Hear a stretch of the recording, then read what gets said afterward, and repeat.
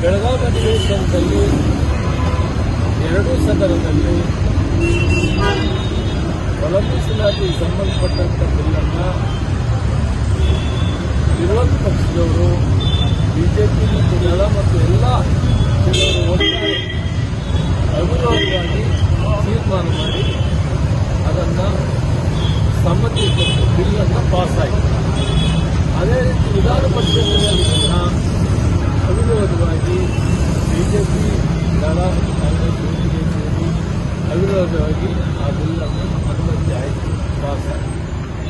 ಈ ಬಿಲ್ಲನ್ನು ಕಾನೂನುಬದ್ಧವಾಗಿ ರಾಜ್ಯಪಾಲರಿಗೆ ಕಳಿಸುವಂಥ ಕೆಲಸ ನಮ್ಮ ಸರ್ಕಾರದಿಂದ ಚೀಫ್ ಸೆಕ್ರೆಟರಿ ಅವರು ಕಳಿಸಿದ್ದಾರೆ. ಸ್ವಲ್ಪ ಕ್ಲಾರಿಫಿಕೇಶನ್ ಕೇಳಿದ್ವಿ. ಆ ಕ್ಲಾರಿಫಿಕೇಶನ್ ಕೂಡ ಒಂದು ವಾರದಿಂದನೇ ಸರ್ಕಾರ ಮುಖ್ಯ ಕಾರ್ಯದರ್ಶಿಗಳ ಮುಖಾಂತರ ಕೊಟ್ಟಾಯಿತು. ಅದಾದ ಮೇಲೆ ಇದು 35 ವರ್ಷ 40 ವರ್ಷದ ಹೋರಾಟ, ಸಮಾಜದಲ್ಲಿ ಸಮಾನತೆ ಭಗವಂತವರ ಚಿಂತನೆ,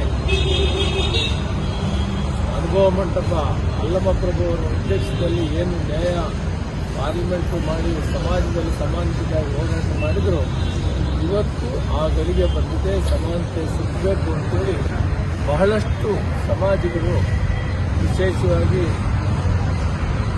ದಲಿತ ಸಂಘರ್ಷ ಸಮಿತಿಗಳು, ಮಾದಿಗ ಹೋರಾಟ, ಮಾದಿಗ ಮೀಸಲಾತಿ ಹೋರಾಟ ಸಮಿತಿಗಳು ಹೋರಾಟ ಮಾಡಿ ಅದರ ಫಲವಾಗಿ ಇವತ್ತು ಸರ್ವೋಚ್ಚ ನ್ಯಾಯಾಲಯ ಒಂದು ತೀರ್ಮಾನ, ಸಮಾಜದಲ್ಲಿ ಸಮಾನತೆಯನ್ನು ಹಂಚಿಕೊಳ್ಬೇಕು. 101 ಜಾತಿಗಳಿವೆ ಎಸ್ಸಿಯಲ್ಲಿ, ಅವರೆಲ್ಲರೂ ಕೂಡ ಅವರ ಜನಸಂಖ್ಯೆ ಆಧಾರದ ಮೇಲೆ ಇದನ್ನು ಹಂಚಿಕೊಳ್ಬೇಕು ಅನ್ನೋದನ್ನು ಸರ್ವೋಚ್ಚ ನ್ಯಾಯಾಲಯ ತೀರ್ಮಾನ ಕೊಟ್ಟಂಥ ಕಾಲದಲ್ಲಿ ನಮ್ಮ ಸರ್ಕಾರ ಮಾನ್ಯ ಮುಖ್ಯಮಂತ್ರಿಗಳು, ಉಪಮುಖ್ಯಮಂತ್ರಿ ಮತ್ತು ಎಲ್ಲ ಸಚಿವ ಸಂಪುಟ ಸದಸ್ಯರು ಅವಿರೋಧವಾಗಿ ಇದನ್ನು ತೀರ್ಮಾನ ಕ್ಯಾಬಿನೆಟ್ ಡಿಸಿಷನ್ ಆದಮೇಲೆ ನಾವು ಅಸೆಂಬ್ಲಿಯಲ್ಲಿ ಕೂಡ ಎಲ್ಲ ಪಕ್ಷಗಳು ಸೇರಿ ಅವಿರೋಧವಾಗಿ ತೀರ್ಮಾನ, ಅಸೆಂಬ್ಲಿ ಮತ್ತು ವಿಧಾನ ಪರಿಷತ್ ಆ ಬಿಲ್ಲನ್ನು ನಾವು ಕಾನೂನುಬದ್ಧವಾಗಿ ಬಿಲ್ ಪಾಸ್ ಆದಮೇಲೆ ಅದರ ಒಟ್ಟಾರೆ ಸೈನ್ ಮಾಡಿದ್ದು ಫೈನಲ್ ಆಗಿ ಗವರ್ನರ್ ಅವರು ಮಾಡಿದ್ರು.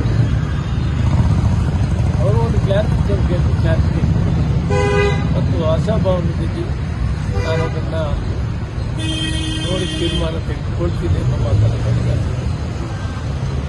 ನಮಗೆ ಆಶಾಭಾವನೆಯಲ್ಲಿ ಅದು ಅವರು ಅದನ್ನು ಅನುಮತಿ ಮಾಡ್ತಾರೆ, ಅದನ್ನು ಅವರು ಅದ್ಭುತ ಮಾಡಿ ಕಳಿಸಿಕೊಡ್ತಾರೆ ಸರ್ಕಾರಕ್ಕೆ ಅಂತ ನಾವು ಆಶಾಭಾವನೆಯಲ್ಲಿ. ಇದು ಬಹಳಷ್ಟು ದಿನಗಳ 40 ವರ್ಷಗಳ ಹೋರಾಟ, ಇದರಲ್ಲಿ ಯಾರಿಗೂ ಏನು ಅನ್ಯಾಯ ಆಗದ, ಎಲ್ಲವರು ಜನರು 101 ಜಾತಿಗೂ ಕೂಡ ನ್ಯಾಯ ಸಿಕ್ಕುವಂಥದ್ದು ಮಾಡಿದ್ವಿ. ಜೊತೆಗೆ ಒಂದು ಪರ್ಮನೆಂಟ್ ಕಮಿಷನ್ ಯಾವುದಾದ್ರೂ 101 ಜಾತಿ ನ್ಯಾಯ ಇಲ್ಲ ಅಥವಾ ನಮ್ಮ ಜನಸಂಖ್ಯೆ ಆಧಾರದ ಮೇಲೆ ಸಿಕ್ಕಿಲ್ಲ ಅಂದರೆ ಆ ಪರ್ಮನೆಂಟ್ ಕಮಿಷನ್ ಏನಿದೆ, SC ಕಮಿಷನ್, ಅದರ ಮುಖಾಂತರ ಮತ್ತೆ ಅವರ ಸಮುದಾಯ ಏನಿದೆ ಅನ್ನೋದನ್ನು ಸರ್ವೆ ಮಾಡಿಸಿ ಆ ಜನಸಂಖ್ಯೆ ಆಧಾರದ ಮೇಲೆ ಅವರು ಕೂಡ ಅವಕಾಶ ಇರುವಂಥ ವ್ಯವಸ್ಥೆ ಮಾಡಿಕೊಂಡಿದ್ವಿ. ಅದರಿಂದ ಇವತ್ತು ಈ ಸರ್ಕಾರದಲ್ಲಿ ಯಾರಿಗೂ ಅನ್ಯಾಯದಲ್ಲಿ ಎಲ್ಲರಿಗೂ ನ್ಯಾಯ ಸಿಗ್ತದೆ. ಅದನ್ನು ಆದಷ್ಟು ಬೇಗ ನಾವು ಅನುಮತಿ ಕೊಡಬೇಕು ಅಂತ ರಾಜ್ಯಪಾಲರು ಮಾಡ್ತಾ ಭರವಸೆ ನಮಗೆ